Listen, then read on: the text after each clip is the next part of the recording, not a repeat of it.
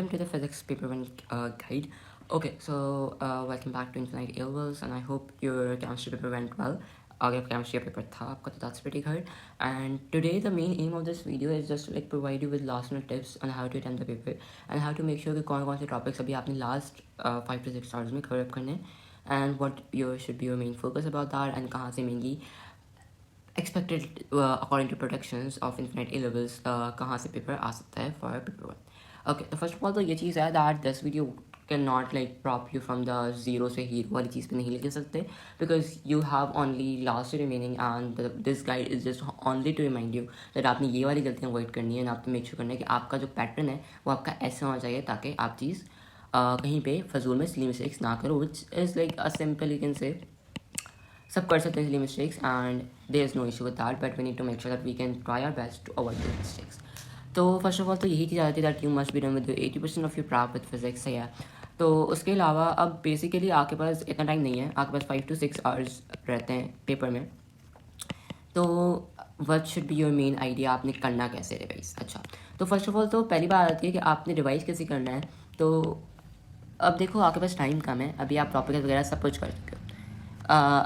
I wouldn't suggest doing idly at this moment. I would suggest that अपने weak topics को आप बस एक दफ़ा स्किम थ्रू करो, skim through the whole syllabus. That's more important at the moment. आपने पूरा सिलेबस एक दफ़ा स्किम थ्रू करना है. Make sure that you skim through that. सही है. Secondly weak topics. अच्छा, if I talk about the most weak topics सबके होते हैं which are basically electricity, kinematics and that potentiometer वाली जो चीज़ आती है.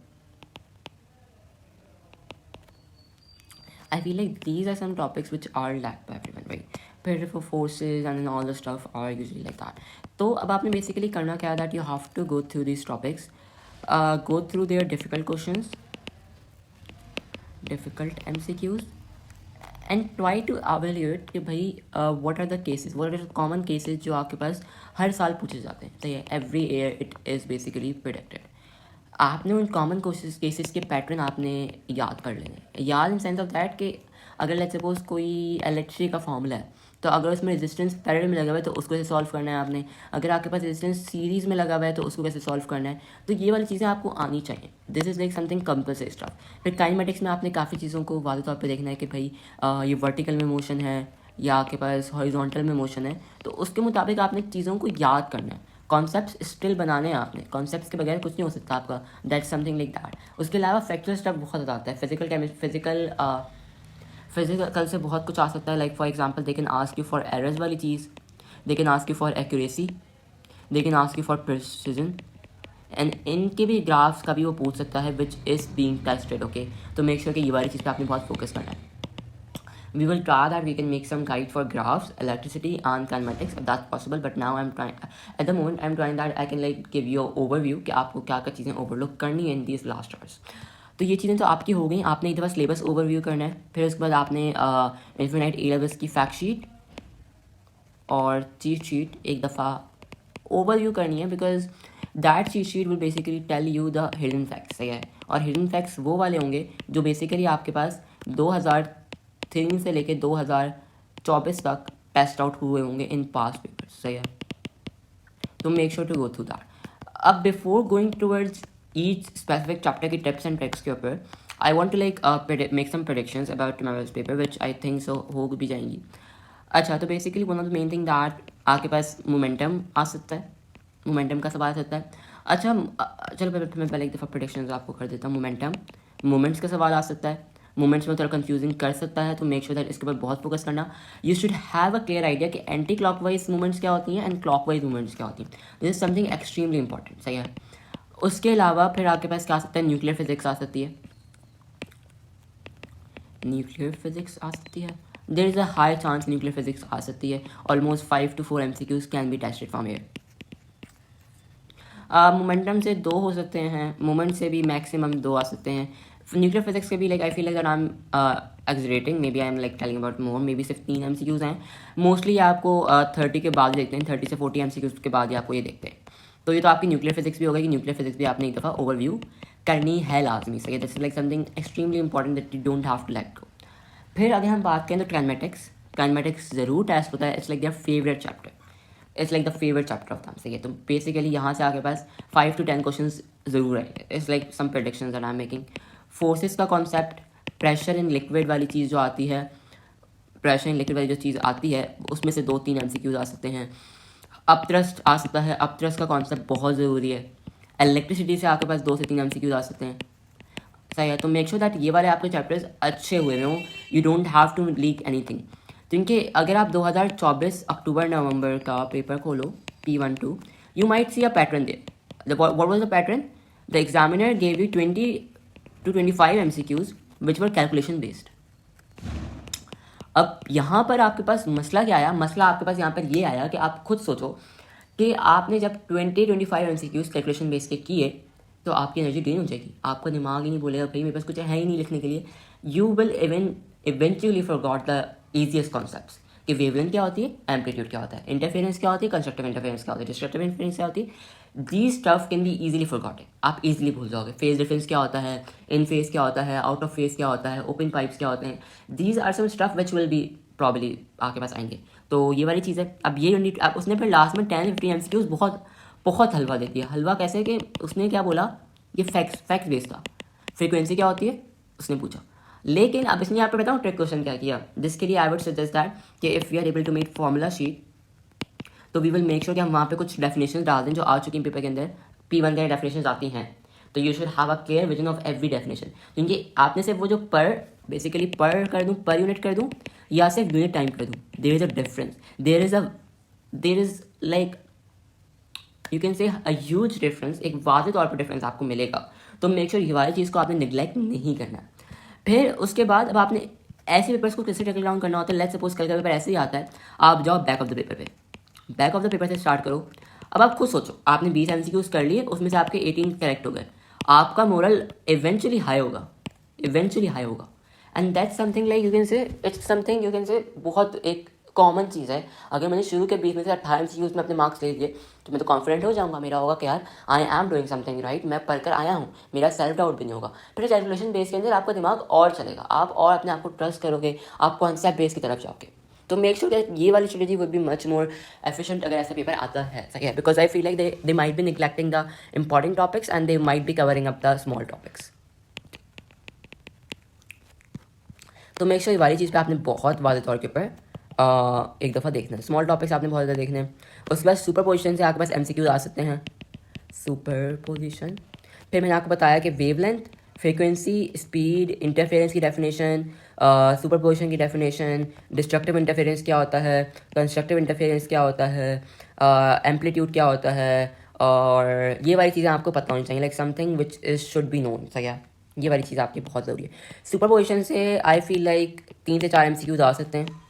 काफ़ी वेटेज टॉपिक है, ये बहुत इंपॉर्टेंट टॉपिक है, रिपीट होता है, हर साल आते हैं इसके सवाल का MCQs, तो this is something like you should know. अच्छा, अब हम बात करते हैं जनरल टिप्स के ऊपर। फर्स्ट ऑफ ऑल ये काम करते हैं, पहले हम टॉपिकल टिप्स के ऊपर चले जाते हैं। टॉपिकल मतलब चैप्टर वाइज टिप्स के ऊपर। ओके, तो for kinematics I won't be covering in detail इधर, बस I am just telling you कि आपने इसको कैसे लेके चलना है।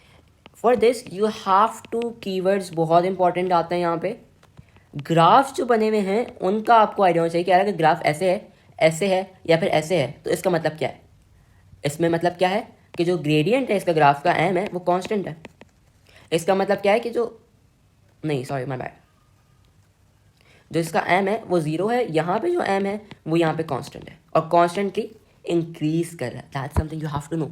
कॉन्स्टेंटली डिक्रीज कर रहा है, इंक्रीज कर रहा है। अगर कोई चीज़ नेगेटिव से पॉजिटिव जा रही है तो ये आगे पास इंक्रीज हो रही है, सही है। अगर एक मोर नेगेटिव से लेस नेगेटिव पे जा रही है मतलब ये भी इंक्रीज आ रही है। ये बहुत इंपॉर्टेंट फैक्ट है।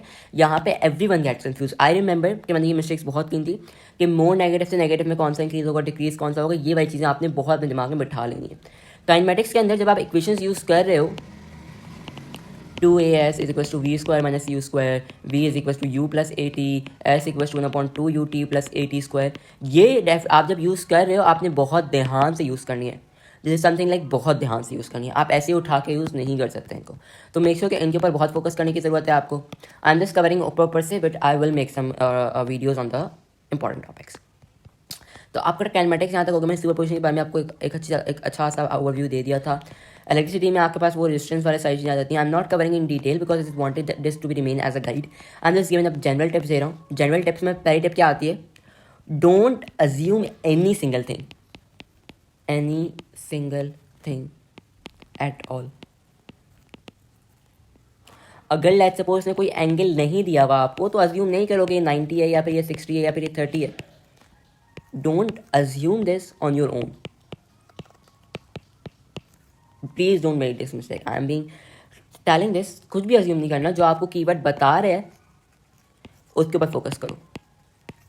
Keywords are more important thing that you have to realise अब तक. यार कीवर्ड्स के बगैर कुछ भी नहीं हो सकता. सेकेंड टिप इज दैट कि जहां पर आपके पास रेशो वाले मेथड्स बन रहे हैं ना, रेशो वाले मेथड्स हो रहे हैं, वहाँ आपने बहुत ध्यान से करना है. अब लेट्स सपोज अगर P is equal to V I है एंड आपको पता है कि यार यहाँ पे आपके पास जो वेलोसिटी है वो कांस्टेंट है.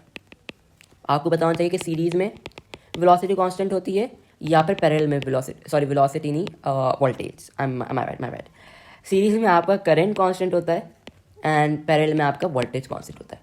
ये आपको पता होना चाहिए. बट अगर ये इंक्रीज हो रहा है तो अगर लेट्स सपोज यहाँ पे 2 रेजिस्टर्स लगे हुए, तो अगर इसमें करंट इंक्रीज होगा तो इसमें भी करंट इंक्रीज होगा. अगर यहाँ पे 3 करंट है और यहाँ पे भी 3 करंट ही होगा. ये चीज़ आपको पता होनी चाहिए. अब लेट्स सपोज वो बोलता है कि जब स्विच ऑन नहीं था और वेरिएबल रजिस्टर है. अब देखो यहाँ पे आप ये मिस्टेक नहीं कर सकते कि आप पे करो कि आप यहाँ पे पहले रजिस्टर निकाल लो. मतलब basically V is equal to I करके आप एक कांस्टेंट रेजिस्टेंस की वैल्यू निकालो. कांस्टेंट हो नहीं सकती. सिंपल बात है. आपको रेजिस्टेंस की वैल्यू देख ही नहीं रहा. वेरिएबल रेजिस्टेंस की वैल्यू क्या है? तो हाउ कैन यू अज्यूम कि रेजिस्टेंस आपके पास कांस्टेंट है? वो चेंज कर सकता है, वेरी कर सकता है. और करंट भी इंक्रीज कर रहा है, मतलब वोल्टेज आपके पास कांस्टेंट रह रहा है. बेसिकली हो क्या रहा है कि अगर आपके पास let's suppose V is equal to I आ रहा है और आपके पास जो वोल्टेज है वो कांस्टेंट रह रहा है, मतलब अगर रेजिस्टेंस इंक्रीज करेगा तो करंट डिक्रीज करेगा. That's something you should know. It's like a logic. Simple logic है. सिंपल बात है. अगर ये 0.3 है, मुझे इसको 0.15 ही रखना है. और लेट्स सपोज यहाँ पे अभी मैं इसको कर देता हूँ 1/2. ओके, 0.5 कर दिया. तो अब ये 0.15 हो जाएगा. अब अगर मुझे इसको इंक्रीज़ करना है तो मैं इसको डिक्रीज़ करूँगा. लेट्स सपोज मैं इसको 0.9 कर रहा हूँ तो इसको मैं 1/4 कर देता हूँ. Let's suppose. I am not sure if that's the exact value that's coming out to be. I am not sure about that. I am really sorry. But this is something I just wanted to make sure कि अगर हम एक चीज़ को increase करेंगे तो ultimately दूसरी चीज़ decrease होगी. 0.5 थी यहाँ पे, 0.25 हो गई.